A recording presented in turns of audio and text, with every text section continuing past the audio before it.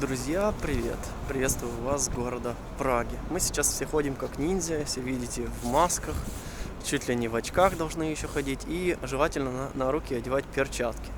Но, так скажем, сейчас это определенная реальность, которой надо придерживаться, потому что даже ввели штрафы за то, что если ты появляешься на улице без маски, бывали уже случаи, когда выписывали полицейский штраф до 10 тысяч крон. Ну а сейчас мы находимся с вами на одной из самых оживленных площадей когда-то, это у нас площадь Республики.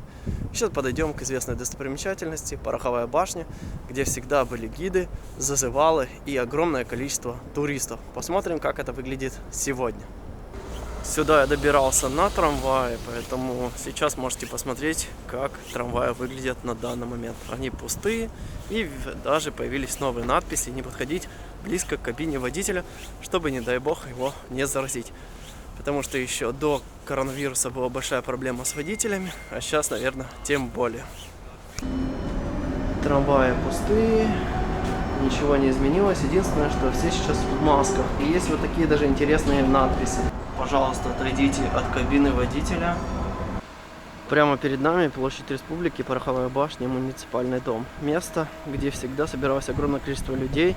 Именно отсюда начинались многие экскурсии и выезжали многие автобусы на выездные экскурсии. Сейчас, как вы видите, здесь вообще никого.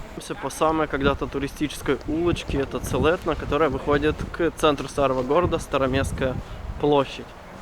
Сейчас вы видите все своими глазами. Что интересно, что на данный момент, а сегодня у нас 23 марта, завтра должен заканчиваться карантин. На сегодня собираются власти для очередного собрания штаба антикризисных мер и, скорее всего, продлят этот карантин до 1 апреля. Так что сегодня вечером узнаем, какова будет актуальная ситуация. И что по количеству зараженных, то сейчас их около 1100 человек инфицированных. И, к сожалению, один вчера умер в возрасте 95 лет. Соответственно, у нас уже в Чехии есть один подтвержденный смертельный случай. Которую знают практически все туристы, Целетна, которая переходит в улицу Карлова и которая приводит всех к старому городу, точнее к центру старого города. Здесь когда-то были лавки, видите, они все закрыты. В общем, конечно, ситуация не самая лучшая.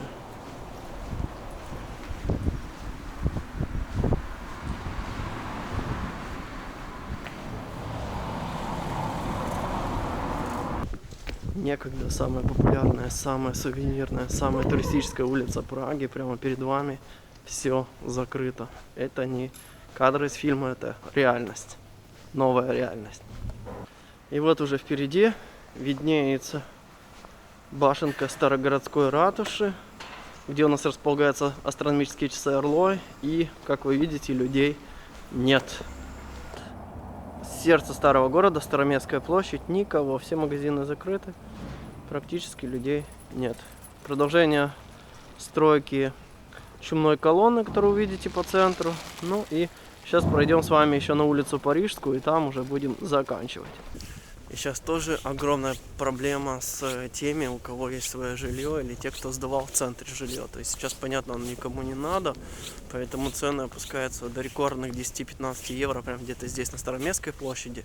Ну и также те, кто имел квартиры, встречаются с такой проблемой, что те жильцы, которые снимали, сейчас не могут больше платить, и поэтому пытаются договориться или на 50% от суммы, или же вообще дать отсрочку платежа. Поэтому сейчас все, даже те, кто думал, что при любом кризисе они будут, так скажем, защищены, оказываются в очень плохой ситуации. Так что, ну прям, не знаю, печально это все. Когда самая пафосная, самая дорогая улица Праги, Парижская, была также забита людьми, туристами, особенно с Китая. Сейчас здесь никого нет. Сейчас пройдемся, посмотрите. Вообще пустынно.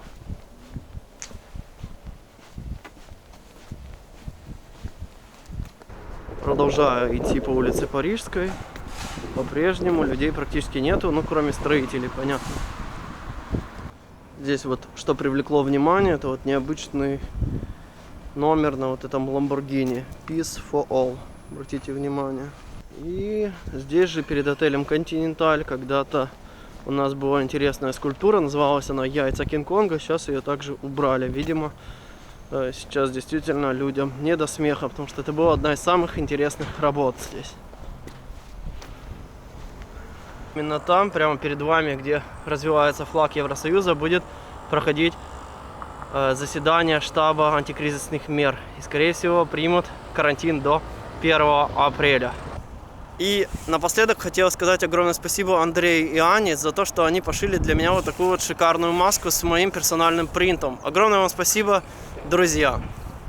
И на этом я хотел бы с вами попрощаться. Надеюсь, вам понравилось это видео с Праги. Вы поняли, какая у нас до сих пор актуальная ситуация. Подписывайтесь, пишите комментарии, как у вас в стране, как у вас в городе, справляются ли с эпидемией. Ну и ставьте лайки. И также мне интересно, напишите, пожалуйста, что бы вы хотели, чтобы я снял. Может быть, что-то в Праге конкретно, или же какую-то осветил ситуацию. Пишите, с удовольствием попробую воплотить вашу идею в реальность.